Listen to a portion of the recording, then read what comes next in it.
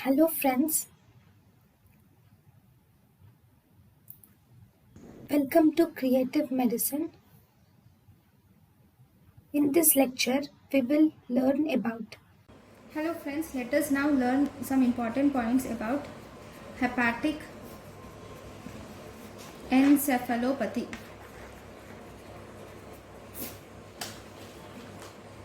Let us learn some important points about hepatic encephalopathy.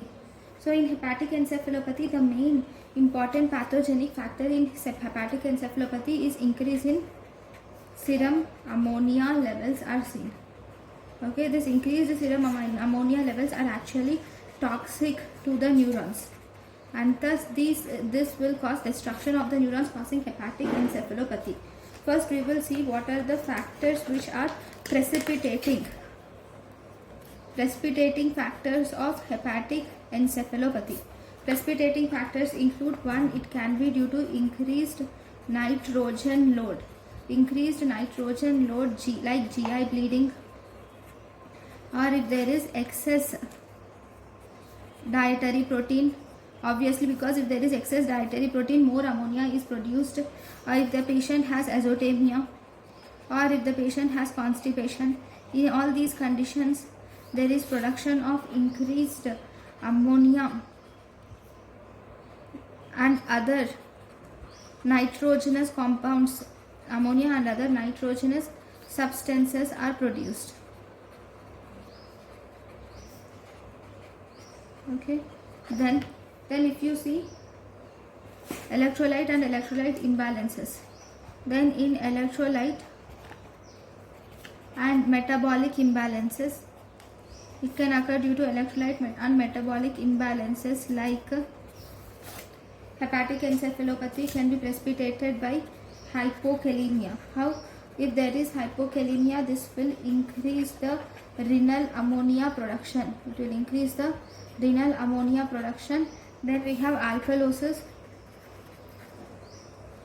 If there is alkalosis, this increases the non-ionic ammonia production. If there is hypoxia or hyponatremia, and hypovolemia, all these are the precipitating factors. Then other precipitating factors includes drugs, like we have narcotics, tranquilizers. Drugs like narcotics, tranquilizers and sedatives are also involved in hepatic encephalopathy. Then we have miscellaneous diseases. Miscellaneous diseases like infections, surgery, superimposed acute liver disease, and even superimposed acute liver disease and progressive liver disease are associated with hepatic encephalopathy.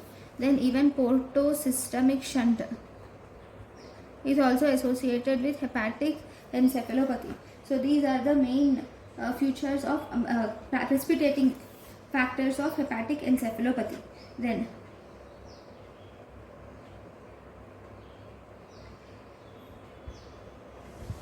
what are the clinical features of hepatic encephalopathy?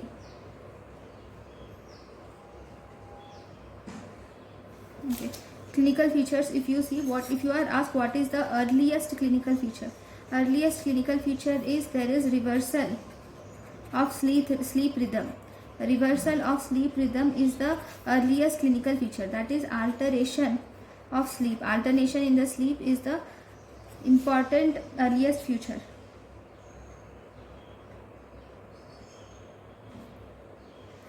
In the early, there will be daytime sleep will be increased daytime sleep, and there will be at night the patient will be awake. So this is first important feature. Along with that, the patient will also have euphoria, slurring of speech will be there. The patient will have euphoria, slurring of voice, and the patient will have signs like asterexis will be seen, which is called as flapping tremors. Asterexis called as flapping tremors are seen. Now, what is the earliest sign in hepatic encephalopathy? Earliest sign is constructional apraxia. Constructional apraxia is the earliest sign of hepatic encephalopathy. Then, what are the other signs? Other signs include the patient will also have anomic aphasia, that is difficulty in naming the object, anomic aphasia. Okay, then the patient will also present with stupor and coma. These are the other signs of hepatic encephalopathy. Next. The next important thing is the asterixes are seen. Hepatic encephalopathy, you will see presence of asterixes are present. What is this asterixes? Asterixes are also called as flapping tremors. Are seen in metabolic encephalopathy like hepatic encephalopathy. These are okay. This is asterixes or flapping tremors. We will learn some important points about this asterixes and flapping tremors. They are actually seen in three conditions. They are seen in metabolic encephalopathy, they are seen in uremic encephalopathy, and they are seen in respiratory failure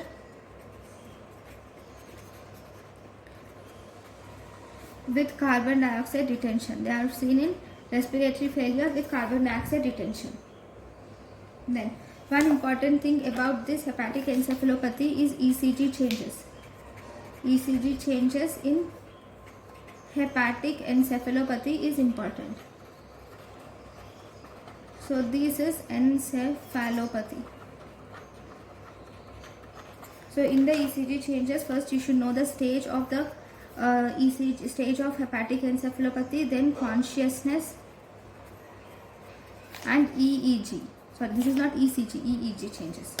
So first, if the patient is stage 1, he is alert, then EEG will be normal. In stage 2, the person is drowsy and his EEG shows slow alpha waves. It shows poorly developed K complexes. It shows slow alpha waves. Poorly developed K complexes are seen. Okay, and it will also show sleep spindles are also seen. Then we have stage 3. Stage 3 is seen in stupor.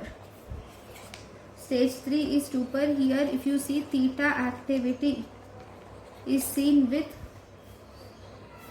occasional, there will be theta activity in the EEG with occasional firda. What is this firda? Firda is frontal intermittent rhythmic delta waves. With occasional frontal intermittent rhythmic delta waves are seen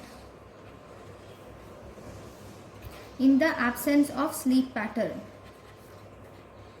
These are seen in the absence of sleep pattern. So this is stage 3. Then in stage 4 is seen in coma. Here you will see presence of triphasic wave is seen in coma. Then in stage 5 is deep coma. In deep coma you will see presence of delta waves will be seen, and the triphasic waves which are there, these will disappear. Triphasic waves will disappear and only delta waves are seen. And in stage 6 we have deep coma. Here you see flat EEG is seen in this deep coma. Okay, so these are the these are the waves which are present in EEG changes. Now,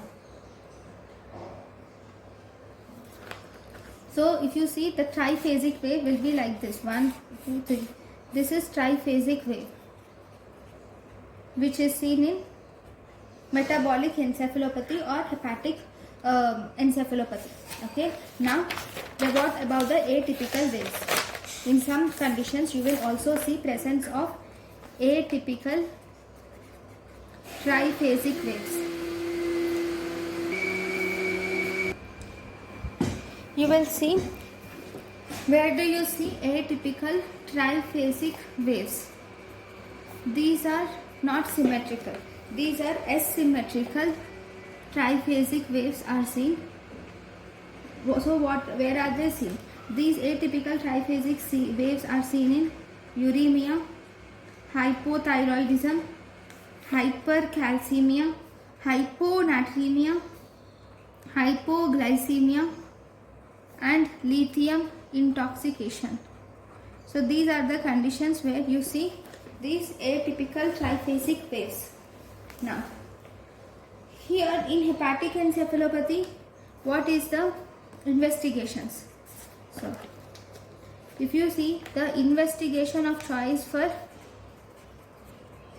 hepatic encephalopathy, investigation of choice for hepatic encephalopathy is blood ammonia levels increased. That is, increased blood ammonia levels should be found, and they are found to be increased. Okay, SGOT by or SGPT, SGOT or SGPT, both these will also increase. Then if you see coagulogram, if you do the bleeding test, all the coagulograms, you will see that the bleeding test, prothrombin time and activated partial thromboplastin time, in early stages all these will be normal. In late stages, bleeding time will be normal. The rest of the two will be increased. That is APTT, PT, that is prothrombin time and APTT are increased in the late stages. Then the patient, if you measure the blood sugar levels, the patient will have hypoglycemia. On EEG, you will see presence of either triphasic waves, or you will also see presence of delta waves may be seen on EEG. Then, so these are the important factors.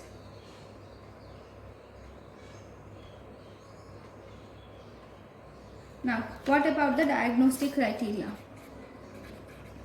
In diagnostic criteria of hepatic encephalopathy, if you see the diagnostic criteria of hepatic encephalopathy, so 4 major factors are present. 4 major factors are mainly considered in hepatic encephalopathy. 1. Presence of acute or chronic hepatocellular disease. Presence of acute or chronic hepatocellular disease and or extensive portal systemic vasculateral shunt, or presence of extensive portal systemic collateral shunts. This is first criteria. Second criteria, the patient will have disturbance of awareness. He know that there is something wrong with in himself, and mentation. And this may progress from disturbance in awareness and mentation, which may progress from the patient can start his mental issues, may start from forgetfulness. He gets forgetting small things, and finally and confusion, and he might finally, if the mental issue starts from forgetfulness and confusion, and it will reach stupor, and finally it will progress to coma. Okay, then if you see the third, there will be shifting combinations of neurological signs. You will see shifting combinations of neurological signs are seen from asterexis, rigidity, from asterexis, rigidity, hyperreflexia, extensor plantar signs, and rarely seizures. So these are the combinations of neurological signs. And finally, on the EEG, you will see presence of non-specific symmetric high voltage, you will see presence of non-specific symmetric high voltage triphasic slow wave pattern will be seen. Slow wave, that is 2 to 2 or 5 per second pattern is seen. You will see on the EEG non-symmetrical, non-specific symmetric high voltage triphasic slow waves of around 2 or 5 per second are seen. So these are the specific EEG changes. So these are the 4 diagnostic criteria for hepatic encephalopathy. Now, after this, if you see the treatment of hepatic encephalopathy, treatment include, first you should take lactulose. Lactulose is given to the patient with nasogastric tube. Okay, this lactulose is an ammonia binder. Okay, then we can also give rifaximin or neomycin. Rifaximin or neomycin is given by NG tube, nasogastric tube. You will give rifaximin and neomycin is given by NG tube. These are actually a bacteriostatic. Then you can give enema to the patient. And then if you give fresh frozen plasma, in fresh frozen plasma vitamin K is not recommended. Fresh frozen plasma vitamin K is not recommended. Then you can give IV 10% glucose can be given. Then you can give IV L-ornithine and L-arginine. IV L-ornithine and L-arginine can be given. Then we can also give ornithine transcarbamylase. Ornithine transcarbamylase can be given.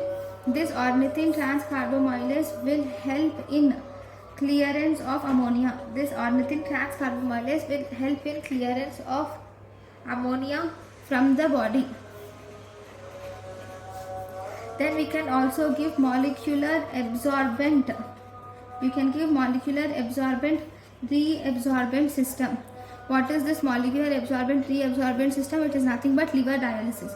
Even after all this, if the ammonia does not clear, then you should do liver dialysis should be done, and you should also do care of bowel or back or bladder should be done.